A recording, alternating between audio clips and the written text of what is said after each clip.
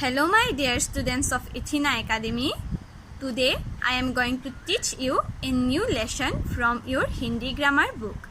The lesson name is Patra Likhan. Patra Likhan, and the lesson number is 17. So let's start. आज मैं तुम लोगों को यह लेसन सिखाने जा रही हूँ. लेसन नेम पत्र लिखन. पत्र लिखन, लेटर राइटिंग. पाठ 17. पत्र लिखित भाषा का एक रूप है. तो बच्चों, भाषा के दो रूप होते हैं, लिखित और मौखिक. तो पत्र जो है, पत्र क्या है? भाषा के लिखित रूप है. पत्र को हम क्या करते हैं? लिखते हैं. वर्तमान समय में संसार के नए नए साधनों के होने के बावजूद पत्र आज भी संसार का एक महत्वपूर्ण साधन है. तो संसार के साधन जैसे टेलीफोन, पत्र लेखन, ईमेल, टेलीग्राम, ये सब जो है, ये सब संसार के नए नए साधन हैं. तो इसमें पत्र लेखन भी एक माध्यम है. इसके द्वारा हम दूर रहने वाले अपने मित्रों, रिश्तेदारों, प्रियजनों और अन्य लोगों तक अपनी बात पहुंचा सकते हैं. तो बच्चों, पत्र लेखन के द्वारा हम दूर रहने वाले रिश्तेदारों, प्रियजनों, दोस्तों से अपने मन की बात पहुंचा सकते हैं. तो पत्र एक ऐसा माध्यम है जिससे हम अपने मन की बातों को रिश्तेदारों के पास, प्रियजनों के पास, दोस्तों के पास क्या कर सकते हैं? पहुंचा सकते हैं. और सरकार के पास भी पहुंचा सकते हैं. यहाँ पर यह चीज़ नहीं लिखी है. अब हम सीखेंगे पत्र के कितने प्रकार होते हैं. पत्र के 2 प्रकार हैं. तो बच्चों, पत्र के कितने प्रकार होते हैं? 2. पत्र अनौपचारिक पत्र, औपचारिक पत्र. तो बच्चों, अब हम सीखेंगे अनौपचारिक पत्र किसे कहते हैं. इन्हें घरेलू या व्यक्तिगत पत्र भी कहते हैं. ये अपने परिजनों, मित्रों, प्रियजनों आदि को लिखे जाते हैं. तो बच्चों, ये जो अनौपचारिक पत्र है, ये पत्र हम केवल घर के व्यक्ति या रिश्तेदारों जैसे सासा सासी, भाई बहन, माँ, प्रियजनों को भेजते हैं. अनौपचारिक पत्र को घरेलू या व्यक्तिगत पत्र कहते हैं, क्योंकि ये पत्र केवल हम अपने रिश्तेदारों को, प्रियजनों को, मित्रों को ही भेजते हैं. अब बच्चों, औपचारिक पत्र, इन्हें बाहरी पत्र भी कहते हैं. ये पत्र उन लोगों को लिखे जाते हैं जिनसे हमारा कोई परिचय या जान पहचान नहीं होती. ऐसे पत्र विद्यालय की प्रधानाचार्य, संपादक, पुस्तक विक्रेता आदि को लिखे जाते हैं. तो बच्चों, ये जो औपचारिक पत्र है, इस पत्र को क्या कहते हैं? बाहरी पत्र भी कहते हैं. औपचारिक पत्र क्या है? जिस व्यक्ति को हम नहीं जानते, जैसे हमारे स्कूल के प्रधानाचार्य भी हो सकते हैं, हमारे स्कूल के टीचर भी हो सकती है, या फिर हमें किताब खरीदना है तो हम सेलर को भी भेज सकते हैं, यह पत्र लिख सकते हैं, या न्यूज़पेपर के संपादक को भी हम ये पत्र लिख सकते हैं. तो औपचारिक पत्र हम उन्हें ही भेजते हैं जो हम नहीं जानते. तो बच्चों, इन दोनों पत्रों में क्या अंतर है? अनौपचारिक पत्र को घरेलू या व्यक्तिगत पत्र भी कहते हैं. लेकिन औपचारिक पत्र को क्या कहते हैं? बाहरी पत्र भी कहते हैं. अनौपचारिक पत्र हम केवल अपने घर के व्यक्ति जैसे मित्रों, परिजनों, प्रियजनों आदि को लिखते हैं.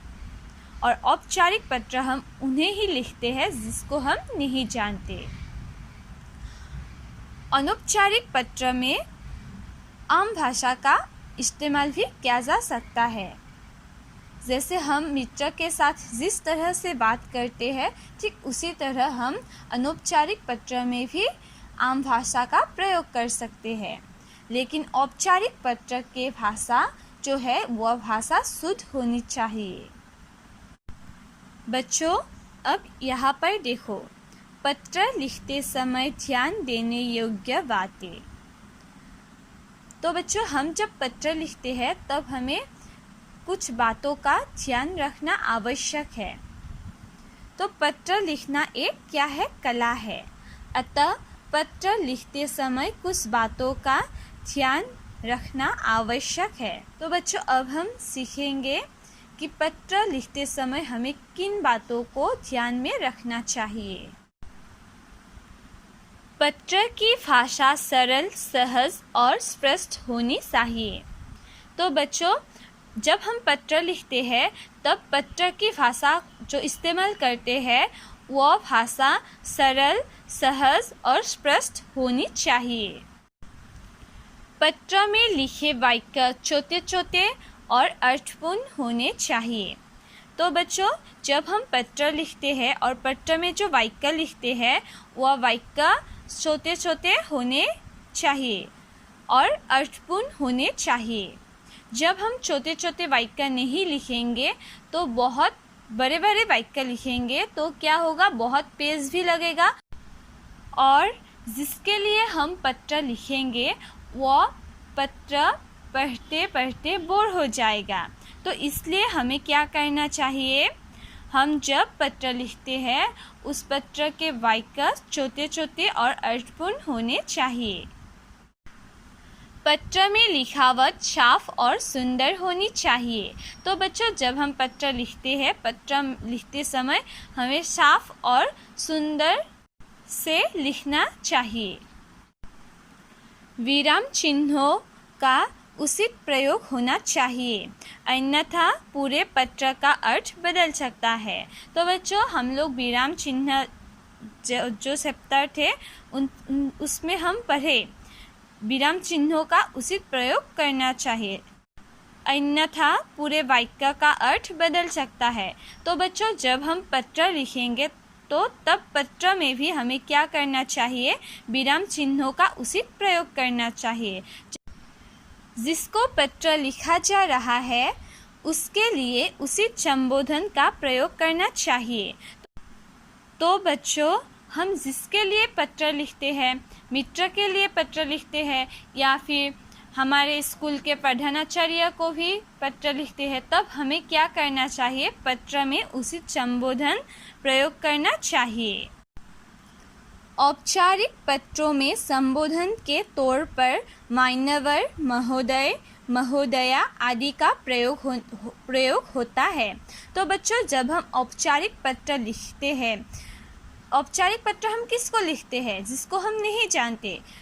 हमारे स्कूल के प्रधानाचार्य भी हो सकते हैं, न्यूज़पेपर के संपादक भी हो सकते हैं, जिसके लिए हम औपचारिक पत्र लिखते हैं। तो हमें लिखते समय संबोधन में क्या करना पड़ता है, क्या लिखना चाहिए, मान्यवर, महोदय, महोदय आदि लिखना चाहिए। अनौपचारिक या घरेलू पत्रों में मित्रों तथा अपने से छोटे के लिए प्रिय और बड़ों के लिए आदरणीय, पूजनीय शब्दों का प्रयोग किया जाता है। तो बच्चों, अनौपचारिक या घरेलू पत्रों में मित्रों तथा अपने से छोटे के लिए प्रिय और बड़ों के लिए जब हम पत्र लिखते हैं तब आदरणीय, पूजनीय शब्दों का प्रयोग किया जाता है, हमें प्रयोग करना पड़ता है। तो बच्चों, जब हम मित्रों के लिए तथा अपने से छोटे व्यक्ति के लिए पत्र लिखेंगे तब क्या करना पड़ता है, पत्र में प्रिय शब्दों का प्रयोग करना पड़ता है और बड़ों के लिए आदरणीय, पूजनीय आदि शब्दों का प्रयोग करना पड़ता है। परीक्षा में पत्र लिखते समय अपने पते के स्थान पर परीक्षा भवन लिखना चाहिए। तो बच्चों, परीक्षा में पत्र लिखते समय हमें क्या करना पड़ता है, अपने पते के स्थान पर, मतलब अपने एड्रेस के स्थान पर हमें परीक्षा भवन लिखना चाहिए। तो बच्चों, आजकल पत्रों में ये सब दिया ही जाता है, कुछ नाम उल्लेख करके दिया जाता है। बच्चों, यहाँ पर देखो, ये जो पत्र है, ये पत्र अनौपचारिक पत्र के उदाहरण हैं। अनौपचारिक पत्र हम किसको लिखते हैं? घर के व्यक्ति जैसे रिश्तेदारों, मित्रों, प्रियजनों को हम अनौपचारिक पत्र लिखते हैं। तो बच्चों, अब मैं तुम लोगों को सिखाऊंगी कि पत्र कैसे लिखते हैं और पत्र में हमें क्या क्या लिखना आवश्यक होता है। तो बच्चों, यहाँ पर देखो, परीक्षा में अच्छे अंक प्राप्त करने पर मित्र को बधाई देते हुए पत्र लिखिए। तो बच्चों, ये जो पत्र है, ये पत्र एक मित्र ने दूसरे मित्र को लिखा है। तो यहाँ पर देखो बच्चों, मकान 9, 512, आदर्श नगर, 9 मार्च 2020। अब क्या वर्ष है? 2020। प्रिय राशि, मधुर स्मृतियाँ। तो बच्चों, ये क्या है? ये एड्रेस है। तो पत्र में पहले हमें अपने एड्रेस लिखना चाहिए। जैसे यहाँ पर दिया है ना, मकान 9, 512, आदर्श नगर, 9 मार्च 2020, प्रिय राशि, मधुर स्मृतियाँ। तो बच्चों, यहाँ पर हमें लिखने वालों के पता लिखनी चाहिए, जो पत्र लिख रहे हैं। अगर तुम लोग कोई पत्र लिखोगे तो यहाँ पर पहले तुम लोगों को अपना पता लिखना है। मकान 9 लिखना है, तुम्हारा घर कहाँ पर है ये लिखना है, दिनांक लिखना है। तुम जिसके लिए पत्र लिखोगे उसके नाम उल्लेख करना है। जैसे यहाँ पर लिखा है ना, प्रिय राशि और मधुर स्मृतियाँ। मतलब मधुर स्मृतियाँ का मतलब क्या होता है? एक उचित संबोधन क्या है यहाँ पर। तो तुम लोगों को भी इस तरह क्या करना है, जब तुम लोग मित्र के लिए पत्र लिखोगे तो यहाँ पर क्या लिखना है? एक उचित संबोधन प्रयोग करना है। कल शाम तुम्हारा पत्र मिला। यह पढ़कर बहुत प्रसन्नता हुई कि इस वर्ष तुमने अपने विद्यालय में प्रथम स्थान प्राप्त किया है। मेरी बधाई स्वीकार करो। तो बच्चों, पत्र की शुरुआत हमें पहले अपने मित्र की प्रशंसा या उसकी कुशल मंगल से करनी चाहिए। तो बच्चों, यहाँ पर लिखा है ना, कल शाम तुम्हारा पत्र मिला। यह पढ़कर बहुत प्रसन्नता हुई कि इस वर्ष तुमने अपने विद्यालय में प्रथम स्थान प्राप्त किया है। मेरी बधाई स्वीकार करो। तो ये जो वाक्य है, ये वाक्य क्या है? जिस व्यक्ति को पत्र लिखा है उसकी कुशल मंगल के लिए लिखा है। ये वाक्य उसकी कुशल मंगल के लिए लिखा है। पत्र की शुरुआत हमें पहले अपने मित्र की प्रशंसा या उसकी कुशल मंगल से करनी चाहिए। प्रिय राशि, परीक्षा में सर्वाधिक अंक प्राप्त कर विद्यालय में प्रथम स्थान पर आना खुशी की बात तो है, परंतु आश्चर्य की नहीं।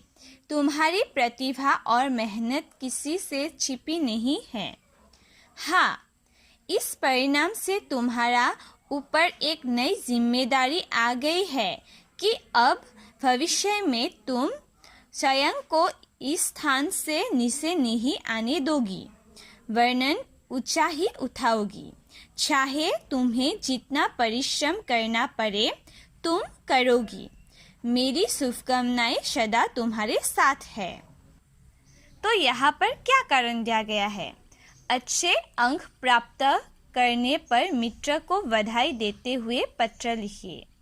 तो बच्चों, यहाँ पर जो कारण दिया गया है, तो उसी कारण को यहाँ पर मित्र ने लिखा गया है। लिखते हुए कोई कुछ वाक्य लिखा गया है। अपने माता पिता को मेरी ओर से बधाई देना। छोटे भाई मोहित को बहुत सा प्यार, शेष कुशल है। तो बच्चों, अंतिम पैराग्राफ में हमें क्या लिखना है? हम जिसके लिए पत्र लिखते हैं उसके परिवार के लोगों के नाम हमें उल्लेख करना पड़ता है। जैसे उसके परिवार के माता पिता को बधाई देना, छोटे भाई को प्रेम देना, वैसे ही। तुम्हारी सखी वरुणा। तो बच्चों, अंत में जो व्यक्ति पत्र लिख रहे हैं उसकी नाम देना चाहिए। तुम्हारी सखी वरुणा यहाँ पर दिया गया है ना। जब तुम लोग कोई पत्र लिखोगे अपने मित्र के लिए, तब यहाँ पर तुम लोगों के नाम लिखना है। तो बच्चों, जब हम पत्र लिखते हैं तो तब हमें हमेशा पत्र में 3 पैराग्राफ रखना चाहिए। तो बच्चों, पहले पैराग्राफ जो है वो पैराग्राफ शॉर्ट होनी चाहिए, और जिसके लिए हम पत्र लिखते हैं उसकी कुशलता के लिए हमें प्रार्थना करनी चाहिए। सेकंड पैराग्राफ में हम अपनी मन की बातों को वर्णन करते हैं, और तीसरे पैराग्राफ में परिवार के जितने भी लोग हैं सबके मंगल कामना के लिए प्रार्थना करते हैं, तथा घर की सभी सदस्य की एक एक बार नाम लेते हुए नमस्कार देते हैं तथा उनके प्रति आदर का भाव रखते हैं। बच्चों, अब इस पत्र को देखो। वार्षिक परीक्षा की तैयारी का वर्णन करते हुए अपनी बड़ी बहन को पत्र लिखिए। तो बच्चों, ये पत्र जो है, एक बहन ने अपने बड़ी बहन को पत्र लिखा है। तो यहाँ पर पहले हमें अपना एड्रेस देना है। जैसे बहन ने अपना एड्रेस दिया गया है, जैसे मालामार्ग, मल्ली ताल, 26 फरवरी 2020। आदरणीय दीदी, सादर प्रणाम। तो बच्चों, यहाँ पर यह क्या है? एड्रेस है। तो बच्चों, हमें भी जब हम कोई पत्र लिखते हैं तो हमें भी पहले अपने एड्रेस देना चाहिए, फिर दिनांक, तथा जिसके लिए हम पत्र लिखते हैं उसको एक उचित संबोधन देना चाहिए, जैसे सादर प्रणाम। आशा है आप सकुशल होगी। मैं भी यहाँ कुशलतापूर्वक हूँ। कल ही आपका पत्र मिला, पढ़कर बहुत प्रसन्नता हुई। माँ कैसी है? तो बच्चों, इस पैराग्राफ शॉर्ट है। पहले पैराग्राफ हमें क्या करना चाहिए? शॉर्ट लिखना चाहिए, और जिसके लिए हम पत्र लिखते हैं उसकी कुशलता के लिए हमें लिखना चाहिए। फिर मैं आजकल वार्षिक परीक्षा की तैयारी में लगा हुआ हूँ। प्रातः 4 बजे नियमित रूप से उठ जाता हूँ। विद्यालय जाने से पहले 2 घंटे अवश्य पढ़ाई करता हूँ। रात को भी 11 बजे से पहले नहीं सोता। विद्यालय से आकर पहले गृह कार्य करता हूँ, फिर 2 घंटे पढ़ाई करता हूँ। मुझे पूर्ण विश्वास है कि मैं अच्छे अंक अवश्य प्राप्त करूँगा। तो बच्चों, यहाँ पर जिस कारण का वर्णन दिया गया है, उसी कारण को लिखते हुए बहन ने अपनी मन की बातों को पत्र में लिखा गया है। फिर माता जी को मेरा प्रणाम कहिएगा तथा सार्थक को स्नेह। पत्र के उत्तर की प्रतीक्षा में, आपका छोटा भाई धीरज। तो बच्चों, तीसरे पैराग्राफ में हमें क्या लिखना चाहिए? तीसरे पैराग्राफ में हमें लिखना चाहिए, हम जिसके लिए पत्र लिखते हैं उसके घर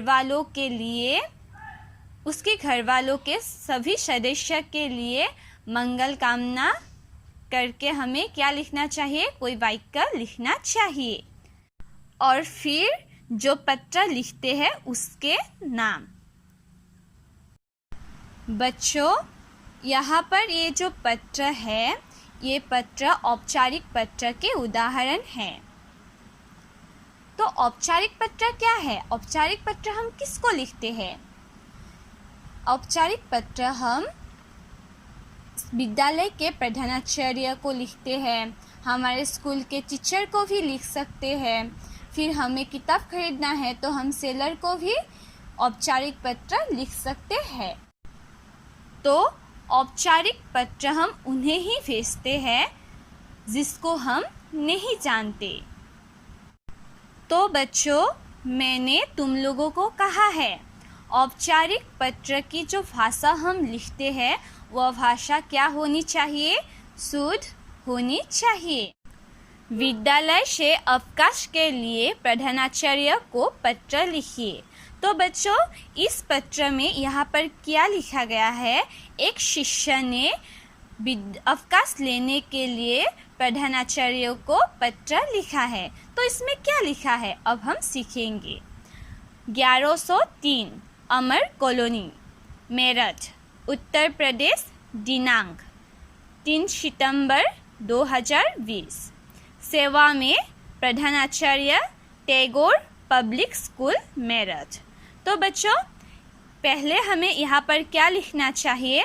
हमें अपना एड्रेस लिखना चाहिए, जैसे यहाँ पर लिखा गया है। तो बच्चों, यहाँ पर तुम लोगों को अपना पता लिखना है।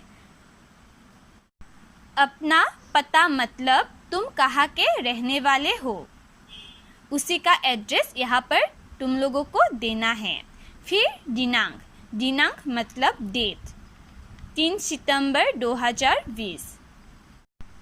तो बच्चों, जब तुम लोग 2021 में कोई पत्र लिखोगे तो यहाँ पर तुम लोगों को 2021 लिखना है।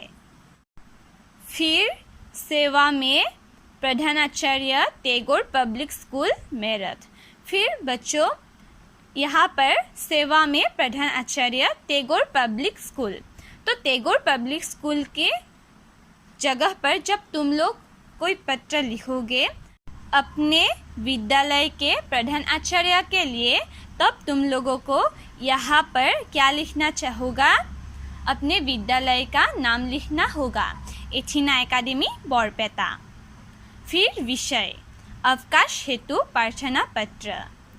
तो बच्चों, फिर विषय को हमें संक्षिप्त लिखना है, हमें कभी भी विषय बड़ा नहीं करना चाहिए। फिर महोदय करके हमें संबोधन करना है। फिर हमें लिखना चाहिए हम किस कारण से अवकाश लेते हैं, हमें क्यों छुट्टी चाहिए, यह कारण देना है। जब हम लोग कोई कारण नहीं लिखेंगे तब प्रिंसिपल सर और मैडम जो भी हो हमारा पत्र स्वीकार नहीं करेंगे। तो हमें पत्र में कारण देना ही चाहिए। तो बच्चों, इस पत्र में शिष्य ने अवकाश लेने के लिए प्रधानाचार्य को क्या कारण दिया गया है ये जानेंगे। तो सविनय निवेदन यह है कि मैं कक्षा 4ठी स का विद्यार्थी हूँ।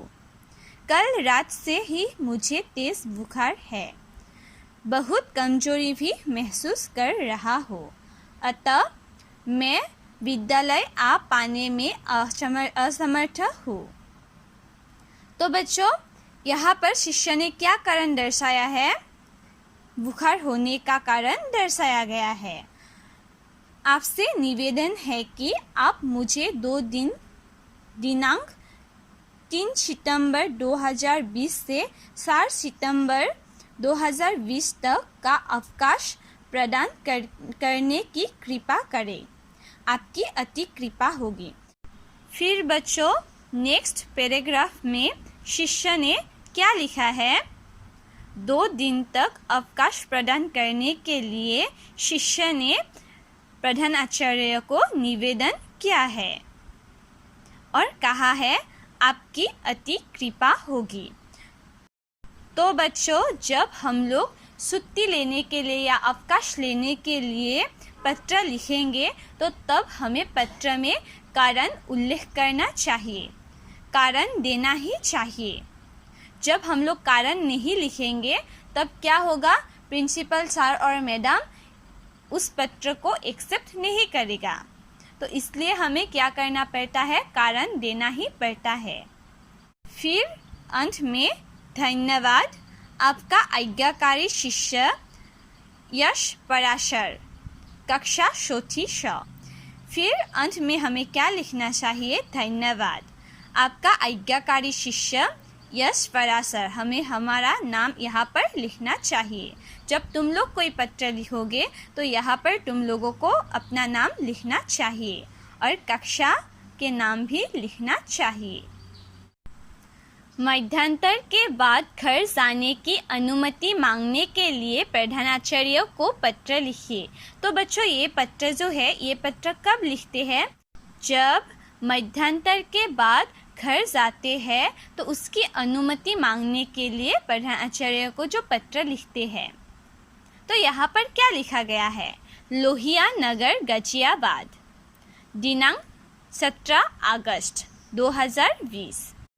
तो बच्चों पहले हमें पत्र लिखते समय हमें हमारा एड्रेस देना चाहिए, फिर दिनांक मतलब डेट देना चाहिए, फिर प्रधानाचार्य पटेल पब्लिक स्कूल गाजियाबाद। तो बच्चों जब तुम लोग कोई पत्र लिखोगे अपने विद्यालय के प्रधानाचार्य के लिए, तब तुम लोगों को यहाँ पर पटेल पब्लिक स्कूल की जगह पर तुम लोगों को अपने स्कूल के नाम लिखना है, अपने विद्यालय के नाम लिखना है। तो यहाँ पर क्या होगा, एथिना एकेडमी बरपेटा विषय, फिर विषय हमें लिखना है, विषय हमें संक्षिप्त में लिखना है। यहाँ पर लिखा है ना, अवकाश हेतु प्रार्थना पत्र, माननीय महोदय, फिर महोदय करके हमें संबोधन करना है। सविनय निवेदन यह है कि मेरी छोटी बहन को एक दुर्घटना में चोट आई है। इस घटना की सूचना मुझे अभी अभी प्राप्त हुई है। घर पर मेरी माताजी अकेली है, इसलिए अपनी बहन की देखभाल के लिए मुझे भी घर जाना पड़ेगा। कृपया मुझे मध्यांतर के बाद घर जाने की अनुमति प्रदान करें, आपकी अति कृपा होगी। तो बच्चों इस पत्र में शिष्य ने क्या कारण दर्शाया गया है, क्या कारण दिया है, छोटी बहन की एक दुर्घटना में चोट आई है, यह कारण दर्शाया गया है। और कहा है घर पर मेरी माताजी अकेली है, इसलिए उसे भी बहन की देखभाल करने के लिए घर जाना होगा। और प्रधानाचार्य को कहा है कि कृपया मुझे मध्यांतर के बाद घर जाने की अनुमति प्रदान करें। बच्चों मध्यांतर मतलब इंटरवल के बाद उसको घर जाने की अनुमति प्रदान करें। अनुमति प्रदान करे का मतलब है अनुमति दे, ताकि वह अपनी बहन की देखभाल कर सके। फिर अंत में धन्यवाद आपका आज्ञाकारी शिष्य नवीन भारती। फिर बच्चों अंत में हमें लिखना चाहिए धन्यवाद आपका आज्ञाकारी शिष्य नवीन भारती। यहाँ पर हमें जब हम लोग खुद पत्र लिखेंगे तो यहाँ पर हमें अपने अपने नाम लिखना है। तो बच्चों आज मैंने तुम लोगों को यह लेसन सिखाया है। अब तुम लोग इस लेसन को अपने घर में पढ़ो और पढ़ने के बाद कुछ डिफ़िकल्टी पाते हो तो मुझे फ़ोन करो।